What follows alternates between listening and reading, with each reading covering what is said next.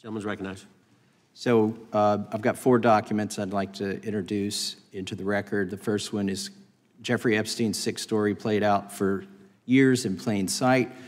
And Acosta is quoted in here saying, "I was told Epstein belonged to intelligence and to leave it alone." The second document is entitled, "What Epstein's Bodyguard Warned About His CIA Connections."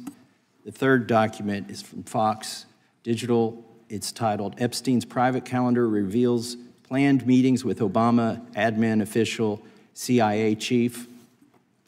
And the last document is Wall Street Journal article that highlights Ehud Barak's 36 meetings with Jeffrey Epstein. He was the former Prime Minister of Israel and head of military intelligence for Israel. It may have held that title when he met Epstein, and then, yes. Without objection, the gentleman will hold for a second. The gentleman from Maryland is recognized. Thank you, Mr. Chairman. Just one UC request. This is Judge Engelmeyer's decision from August in U.S. versus Epstein, stating the government's 100,000 pages of Epstein files dwarfs the 70-odd pages of Epstein grand jury materials. Without objection, the gentleman from Kentucky is recognized for 5 minutes. Thank you, Mr. Chairman. Director Patel, I watched some of your Senate hearing yesterday when Senator Kennedy asked you, "You've seen most of the files. Who, if anyone, did Epstein traffic these women to besides himself?" You replied, according to the transcript, "There is no credible information that he trafficked them to anyone else." You also said somewhere in the hearing and here today that the problem is that the case files are constrained by limited search warrants from 2006 to 2007 and that the non-prosecution agreement hamstrung future investigations. Those constraints only apply to the Southern District of Florida. They do not apply to the Southern District of New York, the location of the 2019 sex trafficking indictment, which produced many things, including a series of FD 302 documents.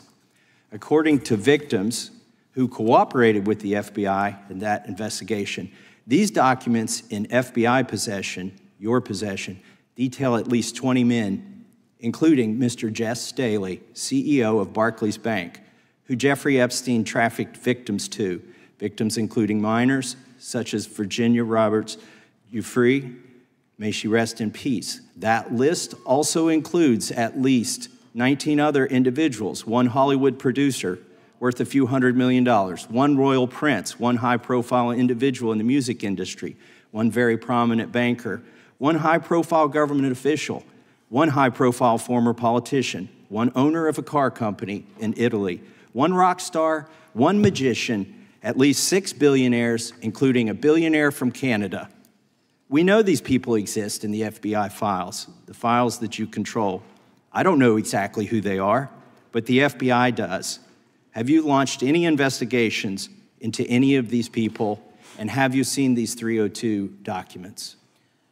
Sir, I have asked my FBI agents to review the entirety of the Epstein files and bring forth any credible information, and we're working with Congress not only to divulge that information and produce it to you, but any investigations that arise from any credible investigation will be brought. There have been no new materials brought to me launching a new indictment. So is the loophole here, or is it your assertion that these victims aren't credible, that the 302s maybe didn't produce credible statements that rise to a probable cause? It's not my assertion, sir. It's the assertion of 2 different United States attorneys' offices from 3 separate administrations who investigated those same materials in lifetime. Are the 302 documents in the FBI's possession? They reviewed all that, yes, sir. And so have you reviewed those 302 documents where the victims name the people who victimized them? If I personally know, but the FBI has. So how can you sit here and in front of the Senate and say there are no names? I said all. I named one today. I said we are not in the practice at the Department of Justice and FBI of releasing victims' names.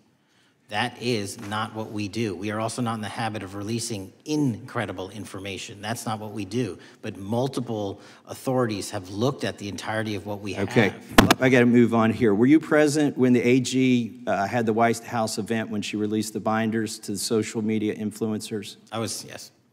So if you're willing to meet with social media influencers who stood to benefit from the sensational and sad stories of these victims, will you meet with the victims as well? The FBI will meet with anyone who has new information. Will you personally meet with them?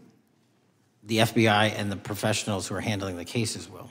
Were you instructed that it was important to release the documents to the Oversight Committee on the day of my introduction of the discharge petition to release these files? I don't know what day that was, so no.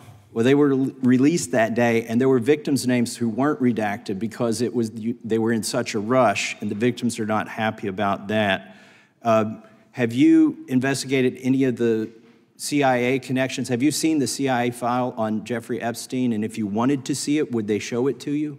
Well, I can speak for the FBI, and that's presuming there's a CIA case file. And I've reviewed everything that the interagency, not I, the FBI, that was provided to us.